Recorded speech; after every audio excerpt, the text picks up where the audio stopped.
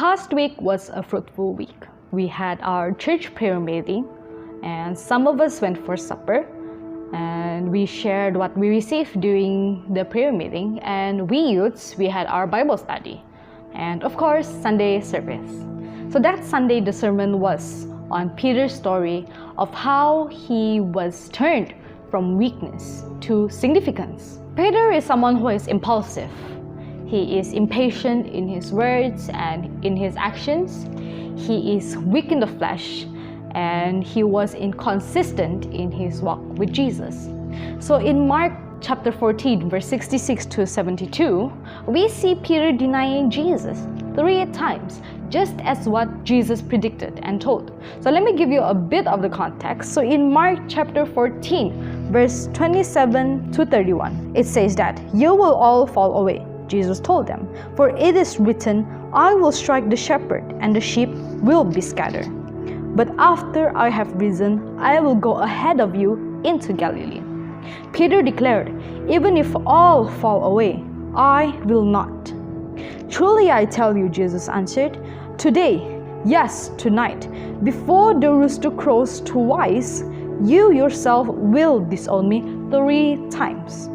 But Peter insisted emphatically, even if I have to die with you, I will never disown you." And all the others said the same. Now again, let me repeat that. "Even if I have to die with you, I will never disown you." So Jesus predicted his denial, but he insisted that he will not disown him. But we see in Mark chapter 14, verse 66 to 72, we see Peter actually denied Jesus, and it was before the rooster crowed twice. It was just as what Jesus predicted. Peter was afraid. He was fearful. He didn't want to go down that dreadful path that Jesus just went through, because it was scary, because everyone is against you, and now Jesus is like on the verge of death. He is to be crucified on the cross. Peter was afraid to go down the same path that Jesus went through. But when the rooster crowed the second time, Peter remembered the word that Jesus had spoken to him. As we see in verse 72, immediately the rooster crowed the second time. Then Peter remembered the word Jesus had spoken to him. "Before the rooster crows twice, you will disown me 3 times." And he broke down and wept. So he knew what he did wrong. Even with all this weakness that we see from Peter, or we know from the life of Peter, we could also say, and we could also see, that Peter had a humbled heart. He knew what he did wrong. In Psalms chapter 51, verse 17, it says that, "My sacrifice, O God, is a broken spirit. A broken and contrite heart, you, God, will not despise." So the meaning of contrite here is feeling or expressing remorse at the recognition that one has done wrong. So it is a godly sorrow that brings repentance, as we read in 2 Corinthians chapter 7, verse 10. So we see and we know that God values highly those with a contrite heart. And we see in John chapter 21, verse 15 to 17, we see that Peter allowed Jesus to restore him. So let me give you a bit of the context here. So Peter and some of the disciples, I will not list down all because our main focus here is on Peter. So, and this is after Jesus' resurrection. You can find this in John chapter 21, verse 1 to 14. So they were lost. The disciples were lost because the one that is supposed to lead them is now gone, because he has ascended to heaven. They don't know where to go. They don't know what to do. They don't know where to start or even how to start. So what did they do? They went back fishing. They went back to what they initially did before Jesus called them to do. Fishing. Before they were being called to be fishers of men. They lost their purpose. So what more can they do? When they went back to fishing, they caught nothing. And we see in verse 4, early in the morning, Jesus stood on the shore. But the disciples did not realize that it was Jesus. He called out to them, "Friends, "Haven't you any fish?" "No," they answered. He said, "Throw your net on the right side of the boat and you will find some."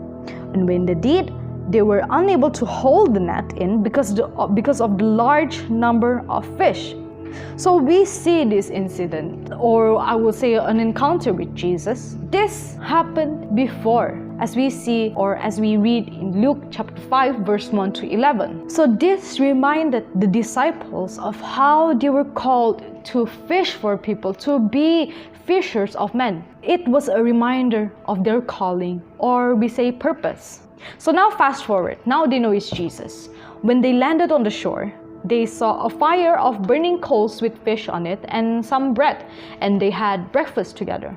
So when we see this verse in verse 9, that they have this fire of burning coals, doesn't this remind you of the night Peter disowned Jesus?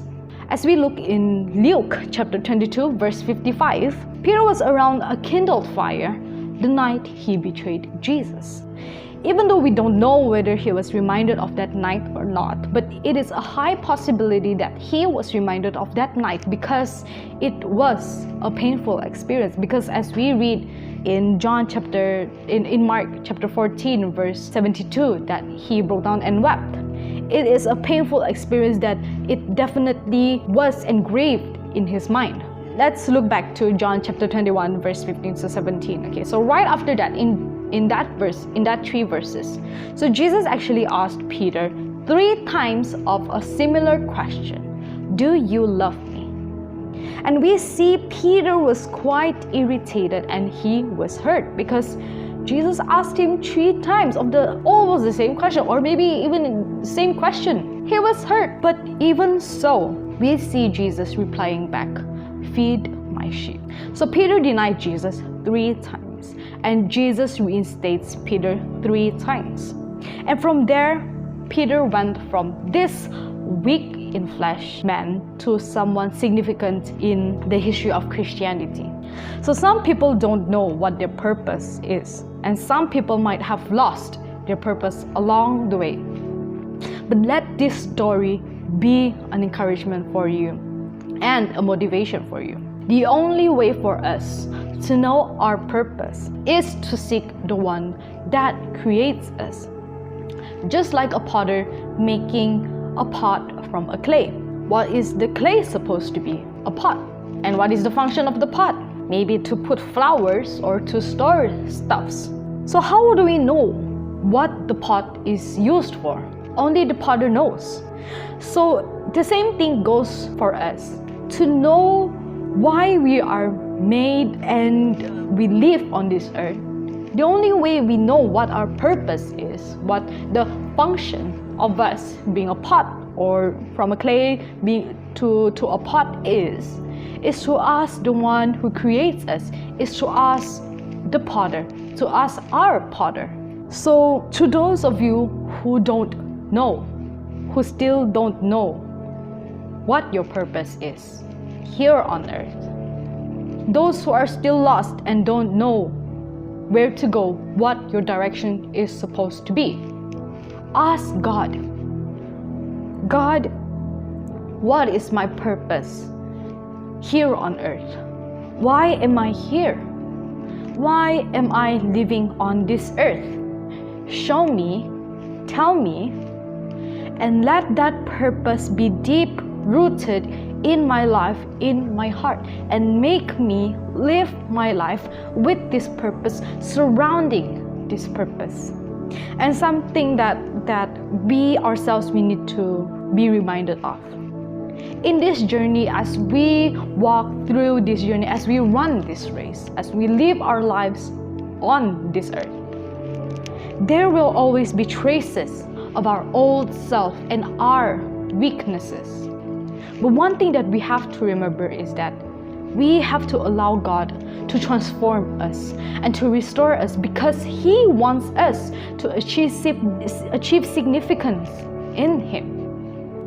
So ask ourselves this day, is my heart open for God to speak to us?